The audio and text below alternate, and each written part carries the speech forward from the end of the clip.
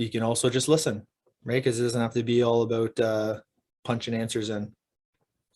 But yeah, I mean, this is a representation and picture of how a lot of people maybe felt in the last couple of years at any given time. And any of the stuff that I'm talking about today is pulled from my coaching experience. So I've previously owned my own gym in the Mississauga region, or Peel region in Mississauga, in a very competitive market, and we did really well. And unfortunately, just over a year ago, we decided to close and move remote with, I do some in-person stuff still, but move remotely with what we offer through RxRecourse, and try to help more people on a bigger scale with the corporate setting and people who are working from home, and just knowing that there is a need for people to need some help.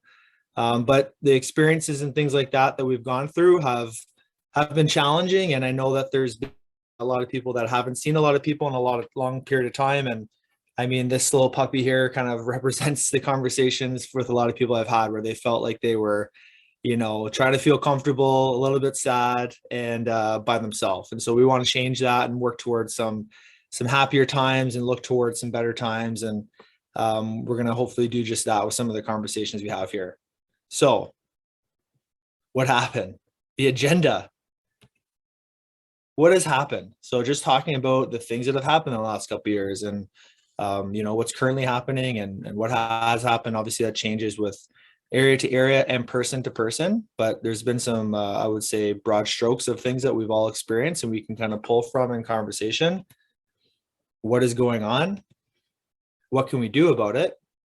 And what will we learn from it? So, what are we going to learn from the things that have gone on the last couple of years that will allow us to progress into hopefully better versions of ourselves, and hopefully like prioritizing things that matter a lot more. And you've given some time for reflection in that. You've maybe been able to have some time at your house, or maybe you've certain things have gone a certain way where there is a time to come out of what is now our float out of being in a pandemic, and maybe being in more of the things that we've experienced, and go into a different version of our lives that is a little bit more like we had before, and maybe even been better in some regards for some of us.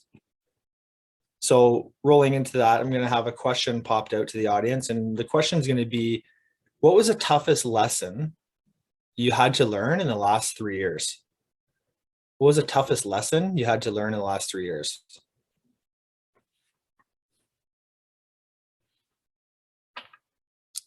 I'll talk a little bit through this, and my background is athletics, and I've been coaching for 12 years full time, and a large range of clients, and I learned something from all my clients. But a big thing I've learned through sport is, if in a game that keeps score, there's going to be a winner and a loser for the game. But even if you don't win the game, there hopefully are lessons and things that you'll be able to improve on moving forwards, and be able to use next time there's a challenge. Working alongside my whole family. Yeah, that's a huge thing. Who knew? Who signed up for, being at home, if you have a spouse or kids and things like that, and signing up for the whole, everybody's doing everything in the same household. There's this nice amicable scenario where everybody goes out for the day and comes back and shares their stories, and then all of a sudden, you're in the story and it's part of the equation with us all being in the same roof for the most part. So staying positive, huge. Everybody's bound to have days where the outlook is not maybe the brightest, and that's not even in the last 3 years, but that's definitely been challenged in the last 3 years. And I think that is a big thing to talk about. And because of there being potential lack of interaction, or maybe limited interaction, that we didn't recognize maybe with each other, that there was a lot of challenges with staying positive that was shared with a lot of people, that you're not alone in feeling that feeling. And that was a big thing that needs to be kind of said out loud. It's like, not every day is positive. As much as you maybe read a book about it, or wake up and do the same routine, or you have a certain outlook from the previous 7 days, it's a challenge to stay positive, and it's a tough lesson. And then we try to figure out ways with which we can have, a lot more positive days than not. But I think that's been shared in conversation with a lot of people that we've worked with. And we want to touch on that and lean into maybe making more of your days, as many of your days and your hours and your minutes positive than not. So welcome, Mitch. So you come in. Okay, moving forwards.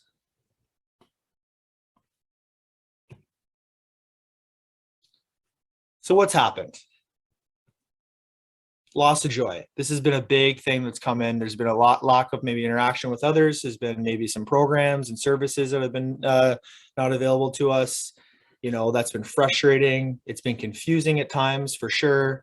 There's been some of these things that have been commonalities between us as you know, adults living in Ontario and in Canada.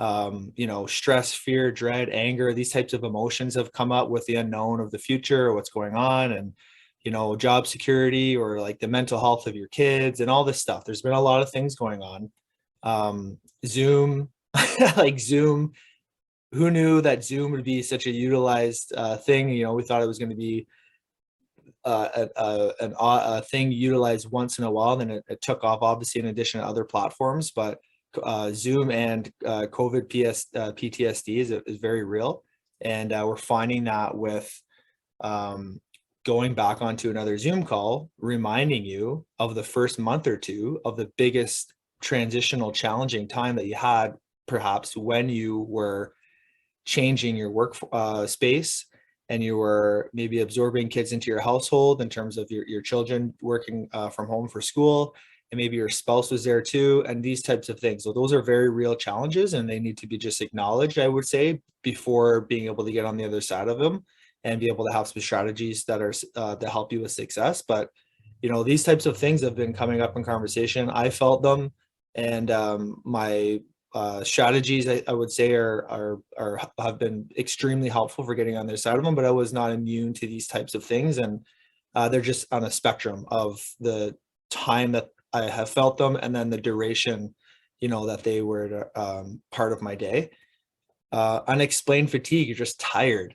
You know, now all of a sudden you're just working when you get up until like right up till dinner, and then maybe even after dinner. So these weird work hours come in, and the meeting that we potentially have, a lot of people in a corporate setting or in any setting, but you would have a meeting in a room, have a gap of time where you'd maybe walk to another person's desk or walk to another room and have a break between meetings with which you could take a breath, grab a drink of water, go to the washroom. You know, somebody tells you something cool that happened last night or on the weekend, and you're charged up in conversation. There's this, and then you would float into the next meeting. And that, for this situation and the climate with Zoom, is maybe eliminated in the fact that you would close a meeting and you would immediately go into the next meeting with no gaps in between. And this is a challenging situation, right? You get tired without having there be little gaps where you can mentally, you know, disconnect for even a couple minutes, and then go back into being you know, present and participating in these meetings and these different situations. So unexplained fatigue from sitting more, just sitting down at your desk a lot, has there be a lack of activity, and you know, we're prone to some fatigue outcomes from that. And there's a variety of other things. I would say the large majority of folks that we've dealt with, and I have my gym membership from years past, and our clientele from RxRecourse and my in-person people. And a big challenge was that nutrition came into the mix and said, like, I've just gone off the rails nutrition. And nutrition is a major factor on your energy.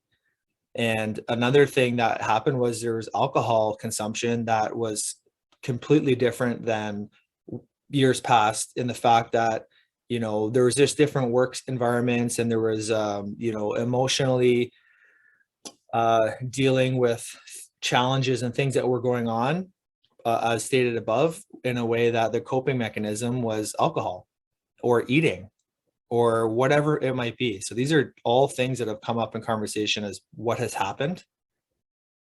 Loss or increase of appetite. People go a couple different ways there. Either they're stressed and not eat, or stress and eat a lot. So it can go both ways, among many other emotions and situations. So lots of other things here too, but these are some of the common things in conversation that we've dealt with. And then, you know, even as a coaching staff, like some of the emotional things we've dealt with, we're human beings. And, you know, the reason we're able to stay in a good mindset and things like that is because we've, you know, worked on the strategies with which get us on the other side of any challenges we have. But, you know, we're not immune to experiencing that range of emotions. Okay, so what is going on? It was unfamiliar and still kind of is at times unfamiliar territory. So where does this all go in the next 5 years? Where does everything that has happened in the last 2-3 years, where does it go in the next 3 to 5 years? We don't really know unless we, you know, live it out and play it out. And that's unsettling, I would say. It's not to say that you can't navigate and surf and be even keel and have some, you know, quality days and a quality life, but it is unsettling in the fact that because there's been a disruption in what we consider to be normal, we now don't have maybe clarity or confirmation or like trust that the next 3 to 5 years is going to be something that we can sit and lean on and feel good about. We just maybe don't have that because it's been such unfamiliar territory. That's normal. That's common in with everybody I talk to a lot, but there's still really good days that can exist in the midst of things being unknown and being in, and then maybe looking at the future as unfamiliar territory. So there's still lots of good things to be days to be had. The impact. I mean, I'm to a fault, and it's not about me, but being disconnected. I'm very, very good at connecting with people in terms of a quick text, checking in, an email, a phone call. It just surprised the heck out of people with a phone call. And I have multiple people who don't like FaceTime, so I will FaceTime them and try to get them on video. And it's quite funny to get rejected. Once in a while they pick up, and it's a celebration. But this feeling of being disconnected. So now you don't see coworkers in person. You know, if you're a family that has a kid in sports, you know, the interactions that you would see so often during the week at a sporting event, soccer, any sort of youth recreational sports, those were at times limited, right? You know, any sort of social gatherings in a restaurant or backyard or in-house, all these things, that feeling is very real, needs to be recognized, and then also, you know, shared, I would say, so that you're not feeling like it's only you that's feeling the deep impact of feeling disconnected. But what does that do? That just makes you feel like the things that you're feeling on a daily basis, because you can't talk to other people about them, are unique. And, you know, we all are in our own ways. We have uniqueness about us, but we also have a lot of things that we have shared that we would previously talk about, that in the last 2.5 or so years, maybe we didn't have opportunities to disclose, that we were struggling with, and therefore felt even more isolated. And this is very real. And so we're just trying to talk about the fact that it's a shared emotion, feeling disconnected. It happened because of there being restrictions and limitations. And that one of the best ways to be able to feel happy with your time on earth is seeking out, establishing, and then repeating being connected with others. And that comes through volunteering, that comes through you know, checking in with your neighbors, that comes through you know, sending a text out to a group or individuals about spending some time together. It doesn't have to be for a 2-hour stint. It's shorter variations of that. And there's just this consistent effort of reaching out and being connected with others that will get you on the other side, maybe, of feeling disconnected. The state of the world. Okay, so I don't want to, you know, go into that too much. That's I would say a broad topic, but there's lots going on, and there's always going to be. And it's not like the last 2 years was the only time that we had where there were things going on that we as citizens in Canada and Ontario or in the world were worried about. However, I would say that that's been amplified in the last couple of years with the fact that we shared the experiences that we had worldwide with some lockdowns and different things like that were not things that we were used to. And so, you know, where does that go again in 2-3 years? We don't know.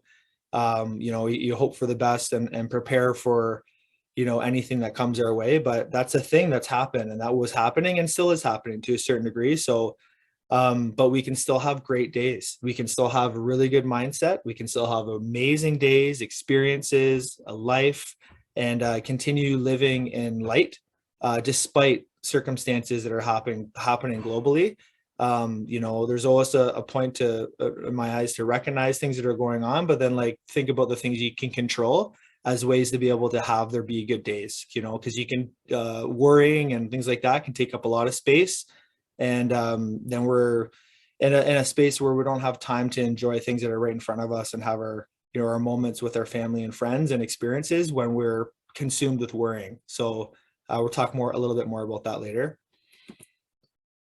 My poor family. I mean, that happened too. It's just like my family, what's happened in my immediate family and the impact that it had. And everybody's got different dynamics there. You might be by yourself, you know, and it could be your animals. If you have animals, it could be, you know, a small child. It could be an elder, a family member, you know, people who, you know, are not maybe capable as a sibling, I would say, like a brother, sister, etc. They're not like overly capable of dealing with like heart challenges very well, and them worrying about them and your immediate family and anybody that you hold close. It could be a friend that you consider family, you know, any of that, just worrying about other people, right? Are the people I care about okay? And that's been really tough too. And it's been a challenge, and it's just with what has been going on, what's still, I would say, going on, and just kind of recognizing that out loud. And that's shared, is saying these things out loud to be able to know that I want them to be shared, that a lot of people have gone through the same stuff. And I've talked to hundreds, at this point, thousands of folks in many different industries, teachers, police officers, entrepreneurs, high-end corporate employees, you know, CEOs, and people that work from home, every person you could imagine. And there's similar shared challenges that have gone on for all of them in different ways. Reintegration. So what's going on? I would say this ties in more to our this week, let's say, like talking in a present tense. That's its own thing. Reintegration, going to see people in certain settings where you maybe haven't done that in a while and you're used to the way things are, going to be social again, being at an office again, you know, all those different things, movie theater, everything. And there's been many months that people have been away from that and are now reintegrating, and the emotional state that puts you in and how that impacts you and how it feels before, during, and after, and the anxiousness that maybe arises because of these things, and the kind of like, hey, I haven't talked to you in a while, so I like talked a lot. Oh my gosh, I just talked a lot to that person. I haven't seen them in a while, or whatever it might be. But reintegration in every capacity, and just the like how fatigued that might make you, how tiring it might make you to go be social again, in the fact that you maybe haven't been in a little bit. That's common.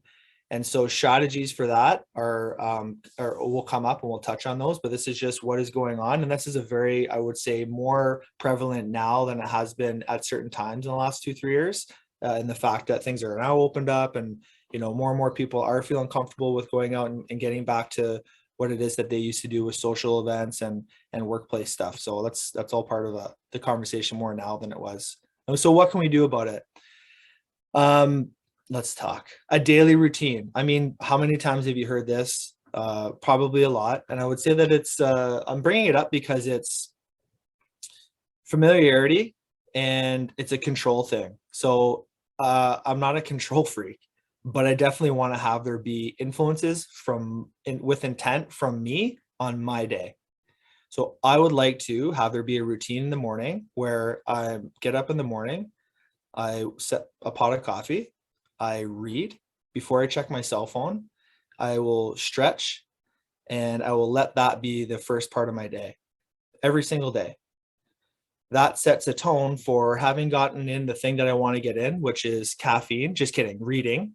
So reading, number one, right? It stimulates my vocabulary. I like to be not detached because I'm not trying to run away from anything, but I like to be engulfed in the thing that I'm reading about, and learn something, or, you know, hear about a story and be intrigued by that. So I love reading, #read. And so then the next thing is, you know, having my day, kind of planning out my day with stretching and feeling a little bit of blood flow and speaking to myself and my body so that I know what to maybe expect from myself for the rest of the day.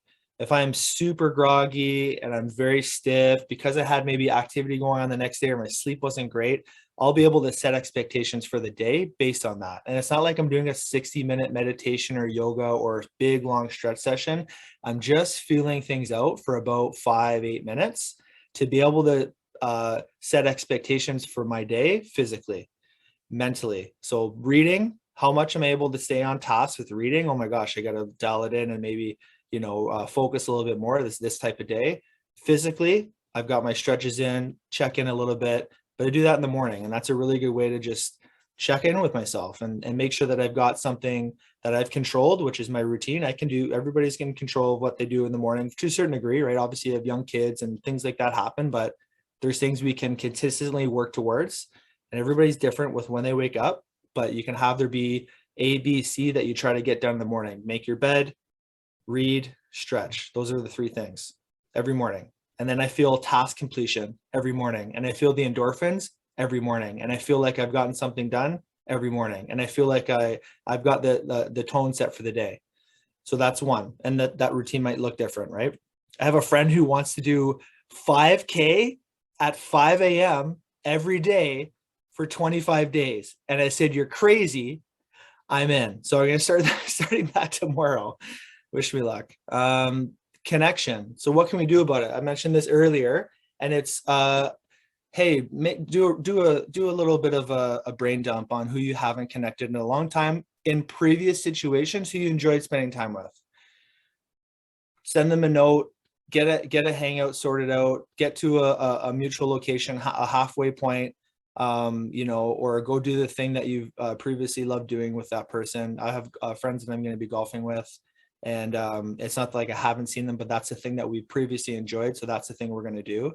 And it could be anything, right? But the connection, that like little bit of an effort towards finding some connections with previous friends, with family members if you've lost touch with them or haven't spent as much time with them, with coworkers, just about making that little bit of a nudge and that little bit of an effort on an ongoing basis. Prefacing saying that you might get rejected and or ghosted along the way. That's fine. That's gonna happen. Somebody might just not respond to your text. They just don't want to. And these things happen, right? You just kind of have to get okay with that. I have like leather skin because of that. But anyways, I never stop trying. And I always want to be making myself available in a way that's just saying like, hey, like if you do want to connect, I'm here. I'm not always available 24/7, but I definitely want there to be, in the relationship I have with people to say, hey, we can connect in some capacity. It could be a quick video call, whatever, but that makes you feel good. So that's number 1. Number 2 is the way with which you do it doesn't have to be an hour. That's true. To me, if I am going into a situation, like I have to spend an hour with you, and I don't want to because I have other stuff going on or just doesn't work on my schedule, whatever, that stresses me out. You can have there be really short hangs with people that are maybe more frequent in a month span, let's say. So maybe you're hanging out once a week for 15-20 minutes.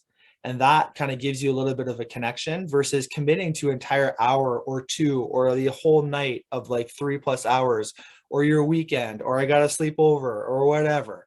You can just have there be short little blasts of these connections that perhaps give you an emotional boost and a good feeling.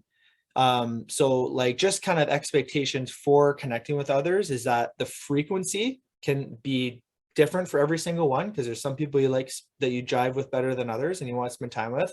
The duration is something that you guys set boundaries on.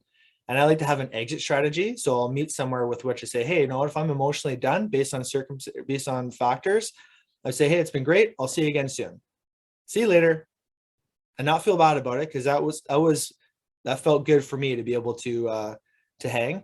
Number 3 is volunteering and charity work. So if you're not already doing that, a lot of people do and are, but I'm saying that in the form of connection, where when you go to, let's say this, you haven't seen someone for 2 years or a year, and this is third party story. So someone's like, well, I don't want to go hang out with people because I've gained a bunch of weight, and I'm going to go see that person who I've seen in a while, or I'm not emotionally in a good space, or things have changed in some capacity. They just feel like apprehensive to go hang out with a person who they previously did. So they don't. And I said, okay, well, I appreciate that. Like, that's your feelings and your emotions on that subject. But if you go to a volunteer situation, nobody knows who you are. Nobody knows who you are. And nobody cares who you are, to be honest. They just need help with the volunteer situation that they're doing. And they're appreciative that you're there. That feels good. You're helping a cause bigger than yourself. That feels good. You're volunteering your time out and giving it out back into the universe in a positive way, making an impact. That feels good. So there's these connection things that could arise that are selfishly feel good things that come from volunteering and charity work. And they don't have to be a weekend, 160-kilometer bike ride volunteer situation. They could be half an hour once a week, and that's it. It could be half an hour or an hour once a month, and that's it. But those diving into some things to help with connection, those are some things hopefully to consider with getting back into feeling good. Activity and exercise. I mean, we're a health and wellness company. If we weren't talking about this, we wouldn't be doing ourselves any favors. And I think activity and exercise really, I don't like working out every day. I'm in really good shape comparatively, as I'm a 38-year-old with, a busy schedule. I'm in very good shape. I don't like working out every day. I coach people, strength conditioning, and a bunch of other things. I don't like working out every day. Mentally, it's sometimes challenging to remove myself from my tasks, or I'm tired, or whatever it might be. But I know that if I work out, I'm going to feel better at the end of it. And I'm using the workout for the results and the chemical reactions that happen at the end of it more than I am about feeling like jazzed up like Richard Simmons going into it.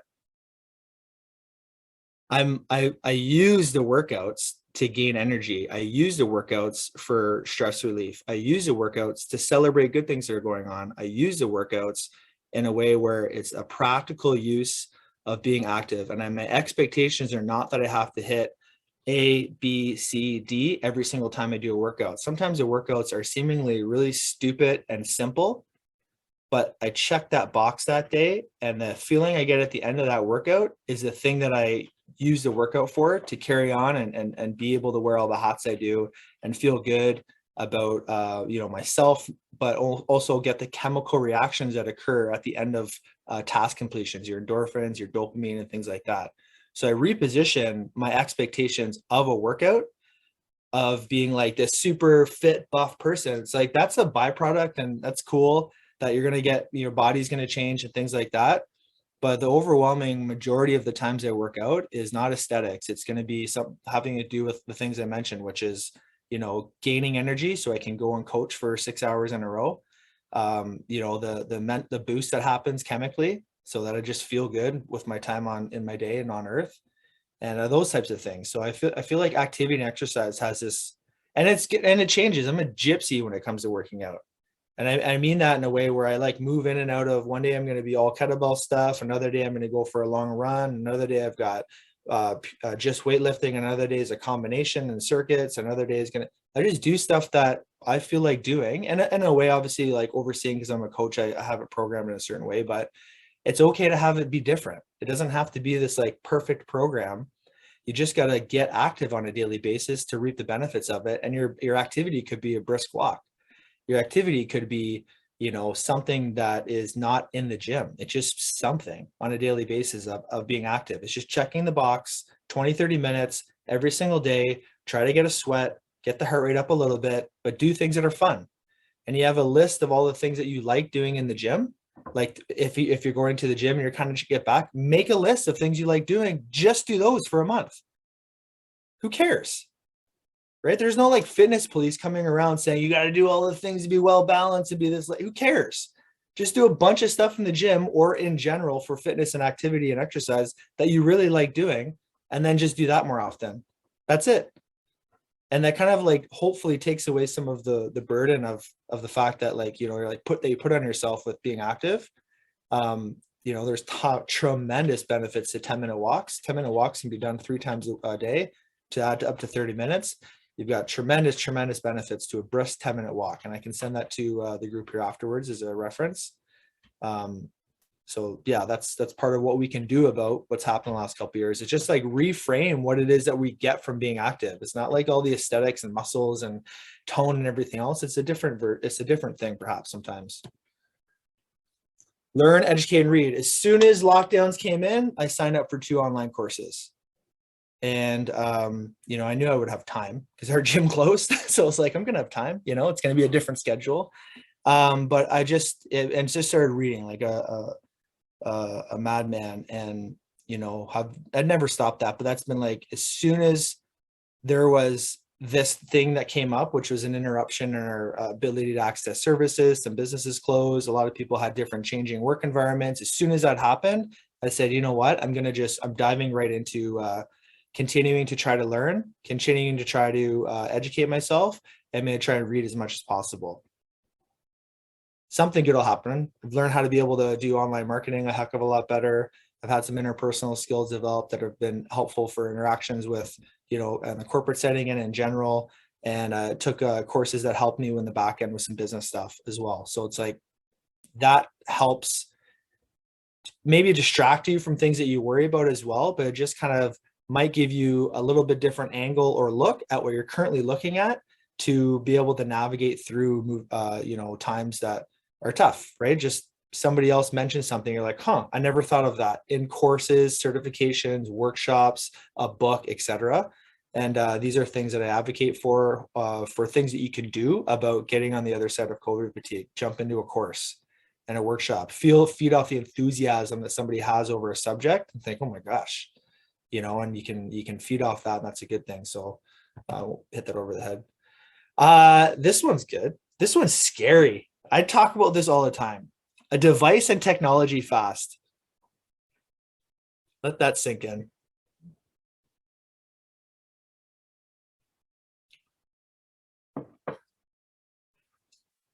Taking time away from devices. The metaverse is coming. The metaverse is coming. Oh my gosh, people are buying property online and living in the metaverse. We live in the metaverse right now.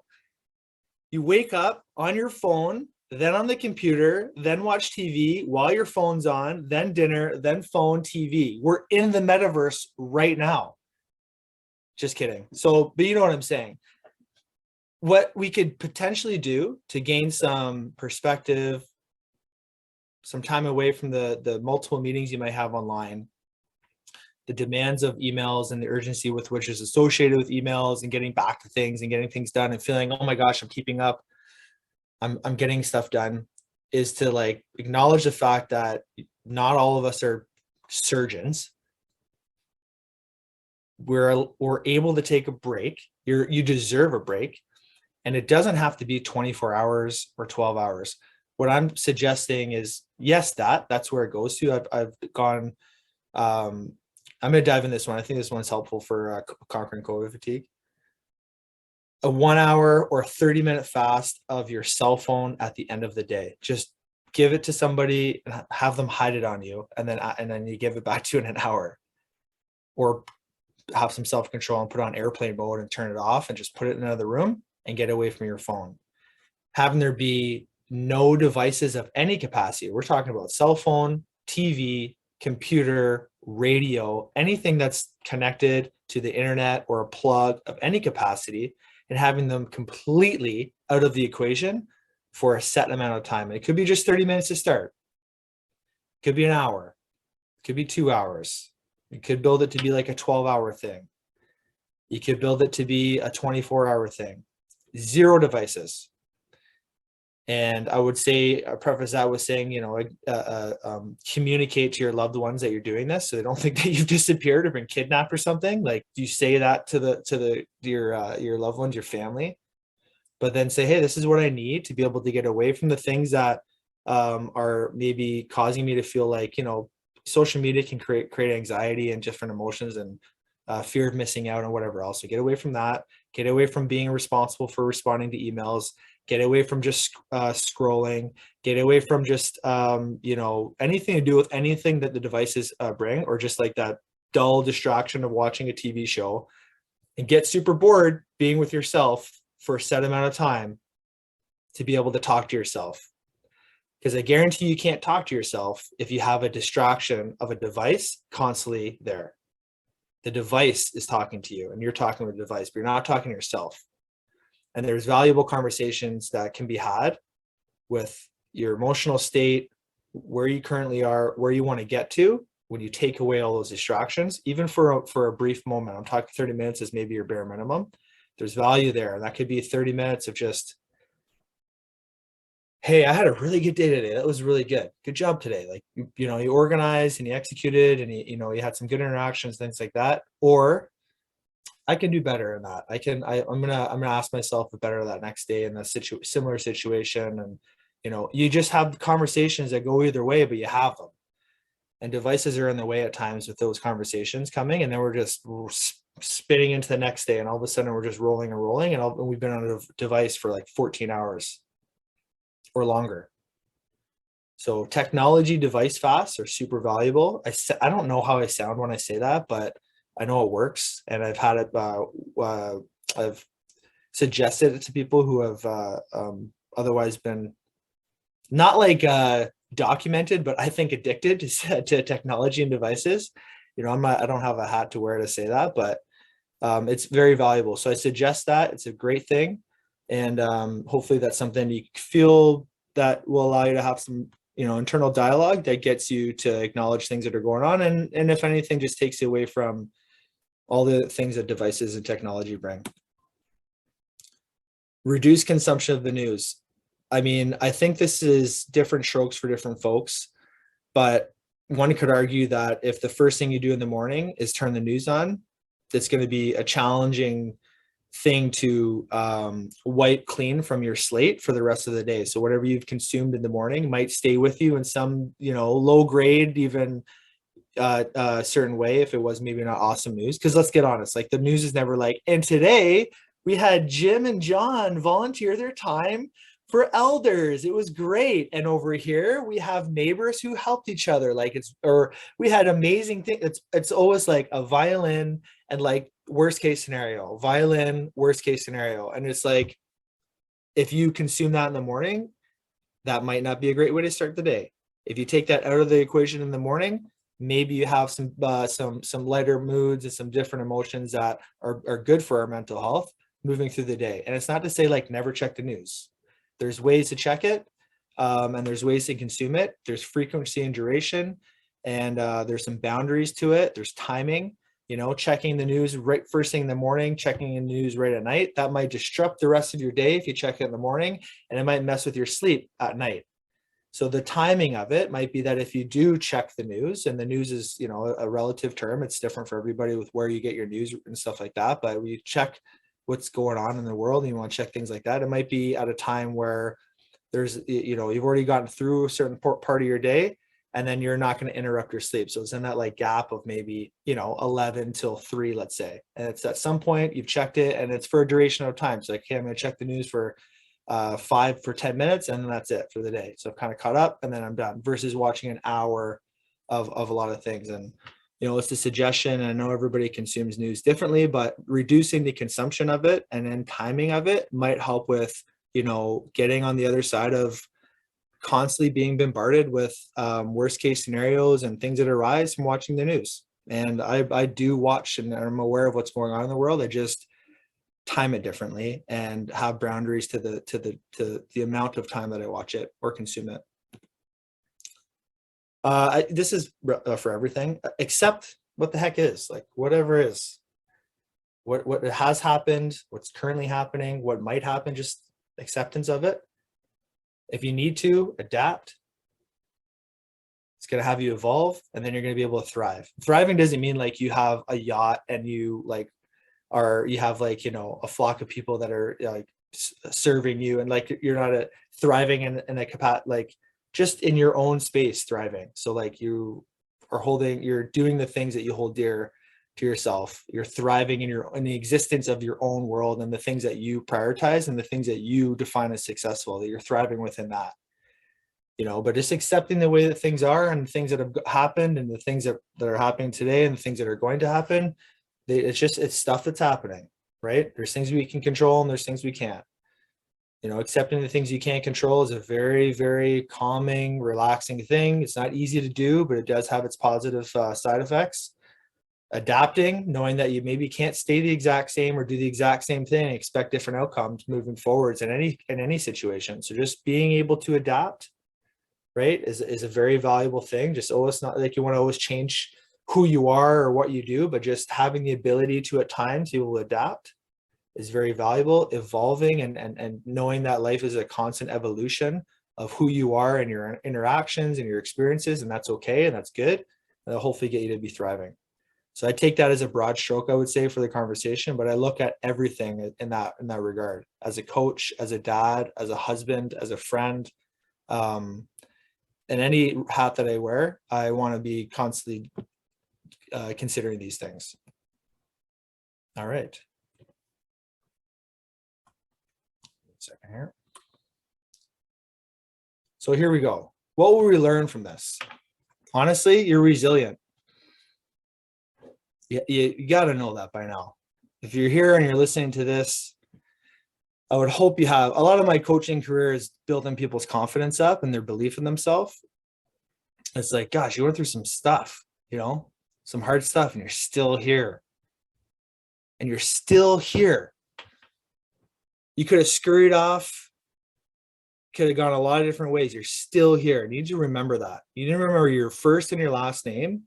You need to tell yourself you're doing the best that you can. You need to know that you've gone through challenges and you're still here.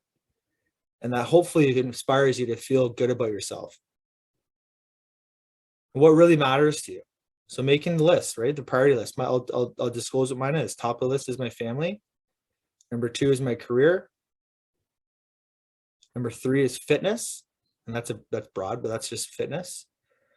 Number 4 is fighting. And I do Muay Thai, and I like to be just always able to protect myself. And I feel like there's value in the calmness that comes with, combat. I really enjoy that. I'm not a fighter. I don't go fighting. I like the practice of it. I like that. And the confidence it gives me, like I said. And then fun, right? Do stuff that's just generally fun, right? Goof around, have some fun. So, but that's my priority list. And my days kind of through that scope. So what's yours? What really matters to you? Make a list, write it down, tell people who you live with, right? Make it a public thing. You know, going out for dinner doesn't matter to me. You know, it doesn't, you could say whatever it might be, or like going to do A, B, and C, like that doesn't really matter to me. Because everybody's got different things that matter. They're all valid. They should be, I think, disclosed in a setting where you're with people often. Workplace is no different than that. Friends, same thing. You know, I've got friends of mine that, you know, will have certain social activities, and I'm just like, doing that doesn't matter to me. I don't like being around that. So when that's happening, I'm not there. And, you know, but that's been communicated. It's not to say you don't like hanging out with the people that are doing certain different things. We'll just hang out at different times and in different ways. So it prioritizes how you spend your time if you make that list. So make that list if you can. What really matters to you? What are the things that are your top 5, let's call it. And then, you know, always prioritizing those things. You do not need to be perfect. You have permission to not be perfect. Nobody is perfect. And that's the thing I think we've put so much pressure on ourselves, is that we're supposed to be these perfect people who interact with the pandemic and the changing work environment and holding up our responsibilities and progressing as human beings and everything else. You're not going to be perfect, and you do not need to be perfect. I think you should put pressure on yourself to try and do your best and to try and be a better version of yourself. But that's a long-term thing. That's like a daily overlapping theme of doing your best, depending on sleep and the situation, right? Just do your best, and that's all you can do. And then just trying to be better. What can I do to be a little bit better? Just a little bit, right? That whole concept of like 1% better every day, 365% better in a year. Just a little bit better. Could I have been a little bit better with what I did in my day? And if you ask yourself of that in a light way, that'll hopefully, you know, guide you towards, guide you away from trying to be perfect, because that's impossible. You know, the only thing that's perfect is like a Van Morrison playlist. Let's be honest. Just kidding. All right. And then what are your limits? So you got to know, like, recognize the signs of, you know, when you're at your end. And I think everybody's got different things that pop up where you're like, you know what, I'm at my capacity. I'm either a full cup where I'm completely at my capacity, or your cup's empty, you know, whichever way you want to look at it. But I'm spent. I need time to regenerate. I need time. So recognizing those things, writing them down, knowing what does fatigue you more than others. So going to a situation, a group situation with where I know a couple, like my wife and I go to I know a couple, but I don't know everybody else. And you're having these like a ton of initial conversations and getting to know each other. That's exhausting. I know that I'm going to be super tired during it and afterwards.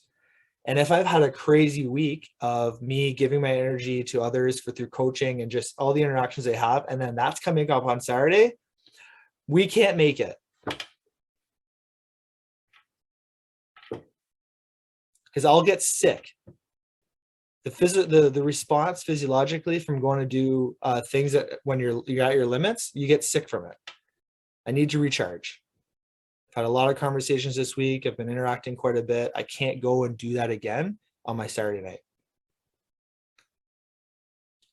You know, and or I haven't had those in a long time. I'm really looking forward to using that as a way to, you know, get a social boost. So just that's the one example, but there's a lot more, obviously.